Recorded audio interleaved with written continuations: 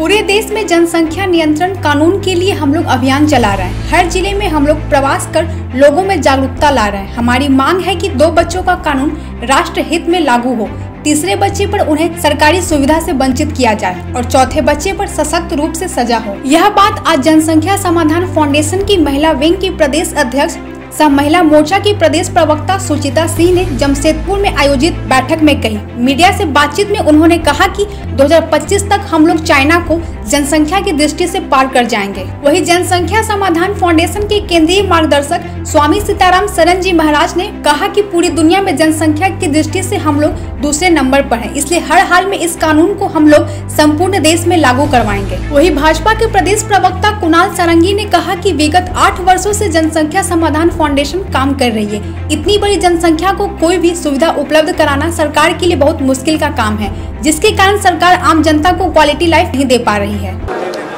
जनसंख्या समाधान फाउंडेशन पूरे देश में जनसंख्या नियंत्रण कानून लाने के लिए मुहिम चला रही है। इसी संदर्भ में हम लोग भी आज हर जिले का प्रवास हो रहा है और हम लोग आज जमशेदपुर में हैं, कल हमारा सरायकेला में था, लगातार गिरिडीह, देवघर, लगातार प्रवास हर जिले में हो रहा है।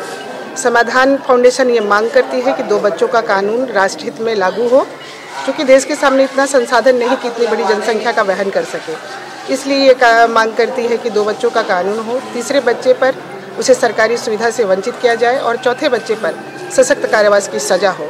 ऐसा कठोर कानून बनकर आए और देश के सभी नागरिकों पर जाति धर्म से ऊपर उठकर समान रूप से लागू हो, तभी देश जो बढ़ती हुई जो जनसंख्या है, जो देश के सामने एक गंभीर समस्या बनी हुई है, इस पर हम नियंत्रण पा सकते हैं। लोग कहते हैं जितना हाथ उतना काम। जितना हाथ उतना काम तो अपने पास इतना बड़ा भूखंड भी तो नहीं कि जितना हाथ उतनों को रहने की जगह मिल सके, और अगर उतने लोग रहेंगे तो फिर खाएंगे क्या। जनसंख्या नियंत्रण कानून हर हाल में लागू हो और जनसंख्या समाधान फाउंडेशन सिर्फ राज्य में ही नहीं, संपूर्ण देश में, अभी जिला तक हमारी समिति बन गई है। प्रत्येक प्रखंडवार और पंचायतवार भी समिति हमारी तैयार हो रही है। इसके माध्यम से एक जन जागरण व्यापक रूप में इस रूप में हम लगे हैं और साप्ताहिक मिलन केंद्र हर क्षेत्र में, हर गली, हर मोहल्ले में हमारा स्थापित हो, ताकि जागृति लाने में कोई कसर ना हो। तो इस ओर हम लोग लगे हैं और लगभग कार्यकर्ताओं को ये मैं देख रहा हूँ कि सबके अंदर एक जुनून सा आ रहा है कि जनसंख्या नियंत्रण कानून लागू हो। इस जागरूकता में सभी लोग भाग ले रहे हैं और बड़े उत्साहवर्धन के साथ खाए घर का और करे समाज का। इसके लिए कोई वेतन नहीं, कोई वगैरह नहीं, कोई यात्रा भत्ता नहीं, फिर भी हम अपना घर का खाते हैं और समाज। जनसंख्या समाधान फाउंडेशन विगत 8 वर्षों से इस विषय को लेकर काम कर रही है और हम सब जानते हैं कि हमारे जितने भी आंतरिक संसाधन हैं उनके बेहतर इस्तेमाल को लेकर अगर सबसे बड़ी चुनौती किसी भी जन कल्याणकारी सरकार के सामने है तो हमारे देश की जनसंख्या है, यहाँ का पॉपुलेशन है।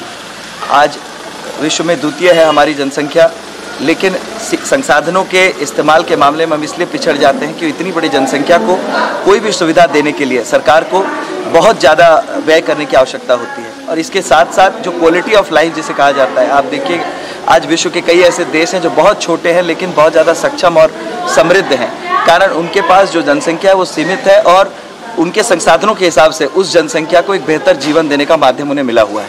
इसलिए आदरणीय प्रधानमंत्री जी के पास विनम्र निवेदन है संस्था के माध्यम से कि भारत में भी जनसंख्या नियंत्रण को लेकर कड़े कानून बनाए जाएं, ताकि हमारी जो क्वालिटी ऑफ लाइफ है उसे ऊपर लाया जा सके, जो जीवन स्तर है लोगों का उसे सामूहिक रूप से सुधारा जा सके। ऐसा नहीं कर्जा में डूबल है किसान, जानत रहे हर इंसान, बंद रहे हर जबान, चुप रहे हर इंसान। कृषि मंत्री राह दिखाले 50,000 कर जा 1 रुपया में माफ करा ली।